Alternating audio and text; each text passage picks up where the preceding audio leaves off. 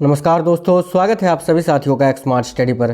तो साथियों, RRB group D exam 2025 जिनका पेपर अभी फरवरी 2026 में है, यानी जिनका पेपर 2 फरवरी, 3 फरवरी, 4, 5, 6, 9 और 10 फरवरी को है, उन साथियों के लिए करेंट अफेयर्स का बहुत ही इंपॉर्टेंट सेशन लेकर आए हैं। आज के इस वीडियो में टॉप 50 क्वेश्चंस आपको करवाएंगे, जो कि बेहतरीन सवाल है जिस टॉपिक से रेलवे ग्रुप डी में क्वेश्चंस आपसे पूछा गया है। आगे आने वाले शिफ्टों में अब और रेलवे आपसे क्या पूछ सकता है, बहुत ही इंपॉर्टेंट ये एक्सपेक्टेड क्लासेस आपको करवा रहे हैं साथियों।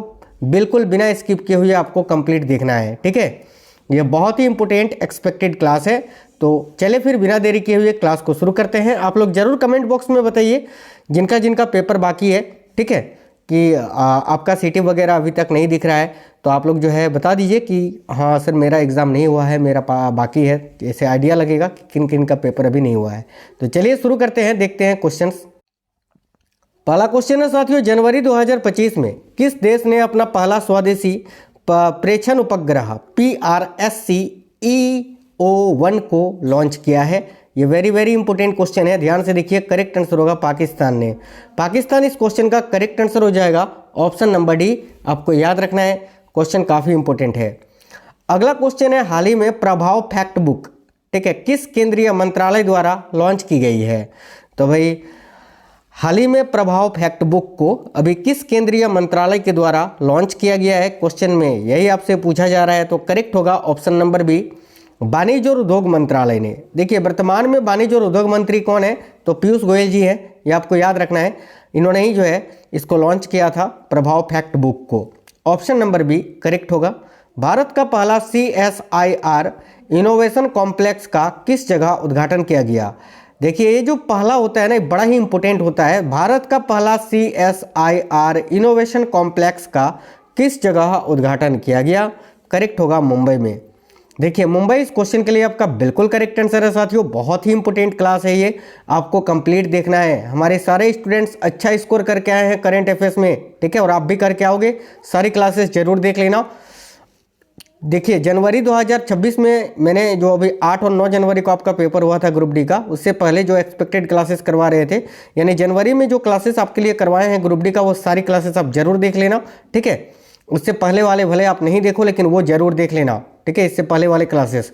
चलिए ध्यान से देखिएगा, जनवरी 2025 में न्यू ग्लैंड रॉकेट किस स्पेस कंपनी ने लॉन्च किया है? तो जनवरी 2025 में न्यू ग्लैंड रॉकेट जो है ये किस स्पेस कंपनी ने लॉन्च की है? तो भाई देखिए करेक्ट आएगा option number A, blue origin ने। ऑप्शन नंबर ए आपका करेक्ट आंसर होगा, ब्लू ओरिजिन। आगे नेक्स्ट क्वेश्चन है, हाल ही में केंद्रीय मंत्रिमंडल ने श्रीहरिकोटा स्थित सतीश धवन अंतरिक्ष केंद्र में किस लॉन्च पैड की स्थापना को मंजूरी दी है? यह भी काफ़ी इंपॉर्टेंट क्वेश्चन है। इसरो और DRDO से भर के क्वेश्चंस पूछे गए हैं आपके पेपर में। देखिए केंद्रीय मंत्रिमंडल ने श्रीहरिकोटा स्थित सतीश धवन अंतरिक्ष केंद्र में किस लॉन्च पैड की स्थापना को मंजूरी दी? करेक्ट आएगा तीसरा लॉन्च पैड की। तो ऑप्शन नंबर बी यहाँ आपका करेक्ट आएगा, तीसरा लॉन्च पैड। हाल ही में याला ग्लेशियर को ग्लोबल ग्लेशियर कैजुअलिटी लिस्ट में शामिल किया गया है। यह ग्लेशियर कहाँ स्थित है?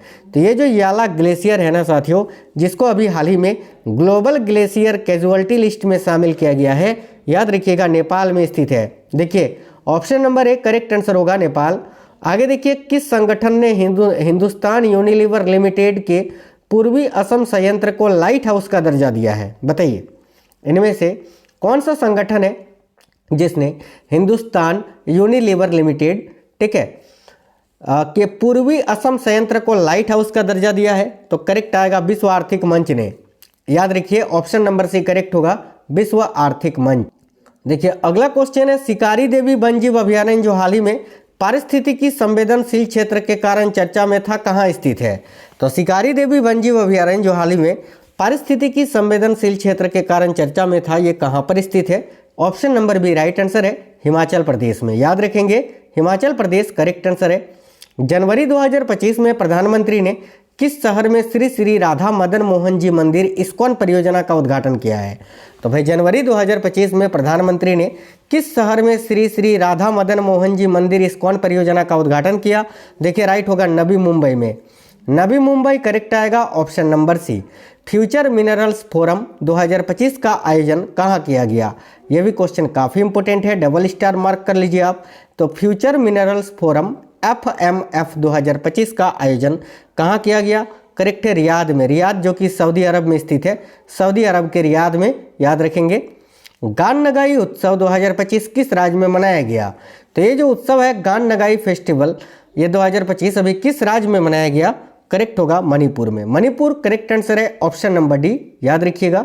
अगला क्वेश्चन है, भारत और किस देश ने संस्कृति, पर्यटन और AI पर प्रकाश डालते हुए 2026 को दोहरे वर्ष यानी ड्यूल ईयर के रूप में मनाने की घोषणा की है?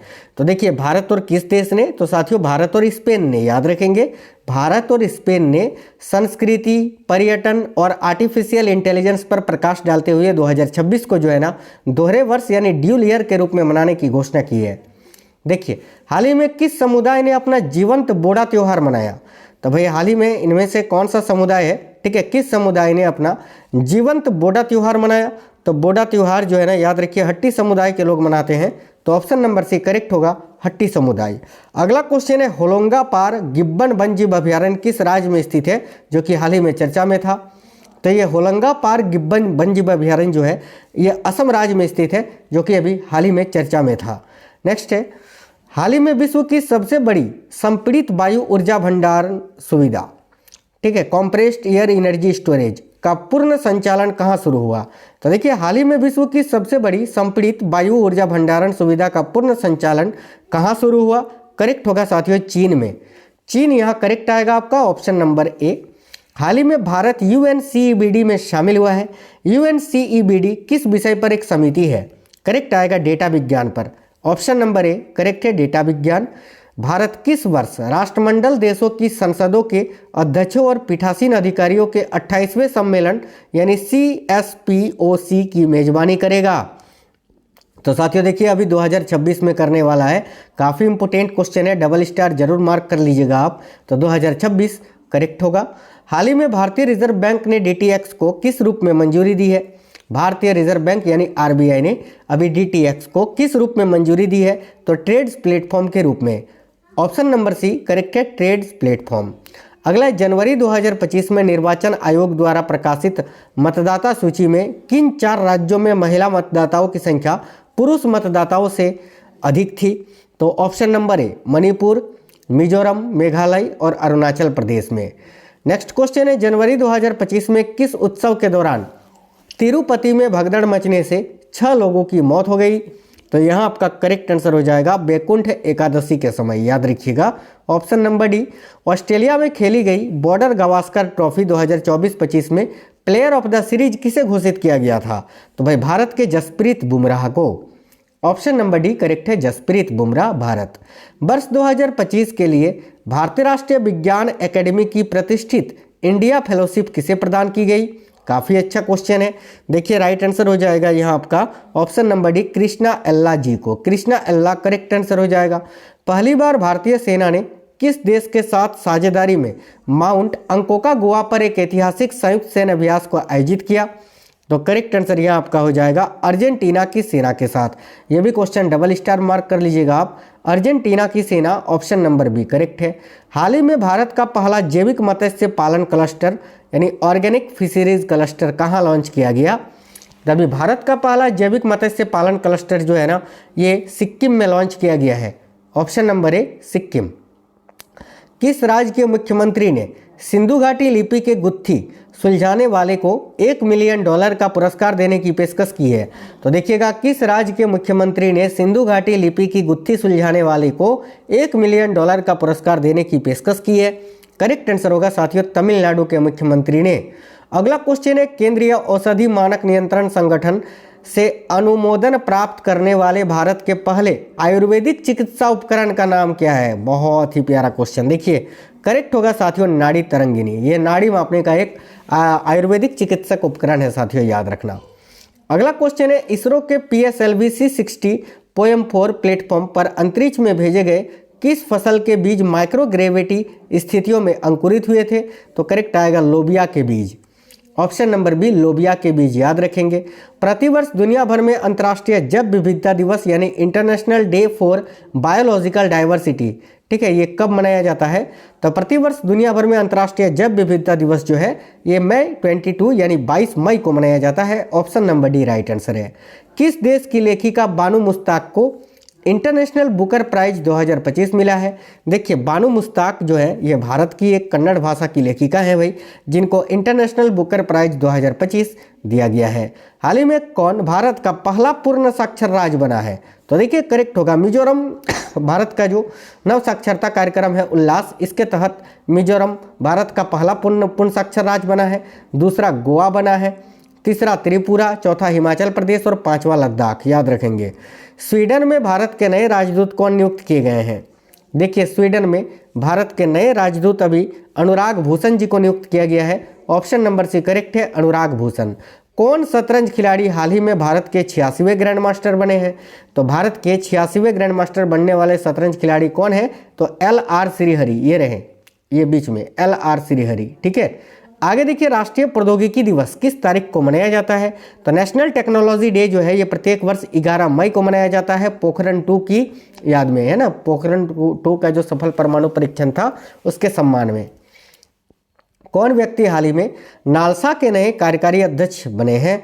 तो साथियों नालसा के नए कार्यकारी अध्यक्ष अगर अभी देखें ना जनवरी 2026 में कौन है, ठीक है, तो विक्रम नाथ जी हैं, याद रखना विक्रम नाथ, ये विक्रम नाथ जी हैं। इनसे पहले सूर्यकांत शर्मा थे, लेकिन सूर्यकांत शर्मा अभी भारत के नए CJI यानी चीफ जस्टिस ऑफ इंडिया हैं, यानी भारत के 53वें मुख्य न्यायाधीश हैं अभी सूर्यकांत शर्मा जी, और इनके जगह पर नालसा के नए कार्यकारी अध्यक्ष अभी विक्रम नाथ जी को बनाया गया है, तो ये आप याद रखना विक्रम नाथ, ठीक है।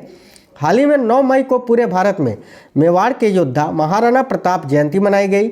जो मेवाड़ के कितनेवें राजा थे? तो भाई महाराणा प्रताप मेवाड़ के 13वें राजा थे। ऑप्शन नंबर बी करेक्ट है, 13वें राजा। प्रतिवर्ष दुनिया भर में विश्व रेड क्रॉस दिवस किस तारीख को मनाया जाता है? तो विश्व रेड क्रॉस दिवस प्रत्येक वर्ष जो है ये 8 मई को मनाया जाता है। ऑप्शन नंबर ए करेक्ट है, 8 मई। 26 मई 2025 को रोमानिया के राष्ट्रपति कौन बने? देखिए 26 मई 2025 को रोमानिया के राष्ट्रपति निकोसर डेन को बनाया गया है। ऑप्शन नंबर सी करेक्ट है, निकोसर डेन। मई 2025 में F42 भाला फेंक श्रेणी में नया विश्व रिकॉर्ड किसने बनाया? करेक्ट है, महेंद्र गुर्जर ने। ऑप्शन नंबर सी करेक्ट है साथियों, महेंद्र गुर्जर। प्रधानमंत्री नरेंद्र मोदी ने, देखिए प्रधानमंत्री नरेंद्र मोदी ने मई 2025 में नए लोकोमोटिव विनिर्माण संयंत्र का उद्घाटन कहाँ किया? काफ़ी इंपोर्टेंट क्वेश्चन है। तो प्रधानमंत्री नरेंद्र मोदी ने मई 2025 में नए लोकोमोटिव विनिर्माण संयंत्र का उद्घाटन अभी कहाँ किया है? तो याद रखिएगा साथियों गुजरात के दाहोद में, Dahod Gujarat. Option number C correct. चलिए नेक्स्ट क्वेश्चन देखिए, अगला क्वेश्चन है 78वें कान फिल्म महोत्सव में पाल्मे डियोर पुरस्कार अभी किसने जीता है? तो 78वां जो कान फिल्म महोत्सव था उसमें पाल्मे डियोर पुरस्कार जीता है भाई जाफर पनाही ने। जाफर पनाही कहाँ के हैं? तो याद रखिएगा ईरान के हैं ये, ठीक है। आगे देखिए नेक्स्ट है, भारत किस देश को पछाड़कर दुनिया की चौथी सबसे बड़ी अर्थव्यवस्था बन गई है? तो भारत जो है ना किस देश को पछाड़कर दुनिया की चौथी सबसे बड़ी अर्थव्यवस्था बन गई है? देखिए करेक्ट होगा जापान को पछाड़कर, जापान करेक्ट आंसर है। Option number C. NITI Aayog के वर्तमान यानी CEO कौन है अभी मई 2025 तक, क्या आप दिसंबर 2025 तक या जनवरी 2026 तक बताइए?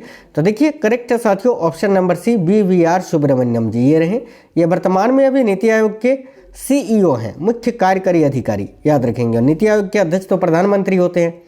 आगे देखिए दक्षिण पश्चिम मानसून 2025 केरल में कब पहुंचा? तो देखिए दक्षिण पश्चिम मानसून जो है 2025 ये केरल में कब पहुंचा था? तो राइट होगा 24 मई को। 24 मई। दक्षिण पश्चिम मानसून से भारत में सबसे अधिक वर्षा होती है और सबसे पहले ये केरल में ही पहुंचती है। मई 2025 में सुप्रीम कोर्ट द्वारा जारी केडर समीक्षा आदेश में कौन से बल शामिल हैं? तो मई 2025 में सुप्रीम कोर्ट द्वारा जारी केडर समीक्षा आदेश में कौन से बल शामिल हैं? देखिए करेक्ट होगा ITBP, BSF, CRPF, CISF और SSB, याद रखेंगे। आगे देखिए RBI ने वित्त वर्ष 2024-25 के लिए केंद्र सरकार को कितना अधिशेष हस्तांतरित करने की मंजूरी दी है? तो भाई RBI ने वित्त वर्ष 2025-26 के लिए केंद्र सरकार को कितना अधिशेष हस्तांतरित करने की मंजूरी दी है? करेक्ट होगा 2.68 लाख करोड़ रुपये, 2.68 लाख करोड़ रुपये, याद रखेंगे। मई 2025 में हुए एक समझौते में ब्रिटेन ने मॉरिशस को कौन से द्वीप लौटाए हैं? देखिए, मई 2025 में हुए एक समझौते में ब्रिटेन ने मॉरिशस को जो है ना, ब्रिटेन ने मॉरिशस को चागोस द्वीप लौटा दिए थे। ऑप्शन नंबर सी करेक्ट होगा, चागोस द्वीप। राष्ट्र की सेवा में असाधारण साहस और बलिदान के लिए रक्षा कर्मियों को दिया जाने वाला वीरता पुरस्कारों में से कौन सा एक है? तो कीर्ति चक्र है भाई। ऑप्शन नंबर बी वीरता पुरस्कार, इनमें से केवल ऑप्शन नंबर बी है, कीर्ति चक्र।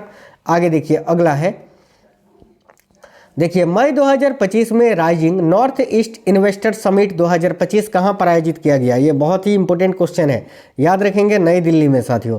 ठीक है, नई दिल्ली के भारत मंडपम में इसका आयोजन किया गया, राइजिंग नॉर्थ इन्वेस्टर समिट 2025 का।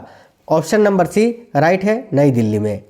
आगे देखिए, राष्ट्रीय साक्षरता कार्यक्रम का नाम क्या है जिसने मिजोरम को पूर्ण साक्षरता हासिल करने में मदद की थी?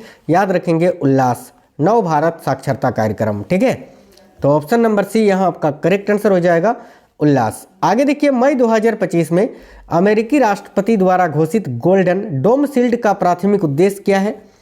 तो अभी मई 2025 में अमेरिकी राष्ट्रपति के द्वारा घोषित किया गया ये गोल्डन डोम शील्ड, इसका प्राथमिक उद्देश्य क्या है? तो ऑप्शन नंबर बी कि लंबी दूरी की मिसाइल खतरों का पता लगाना और उन्हें रोकना।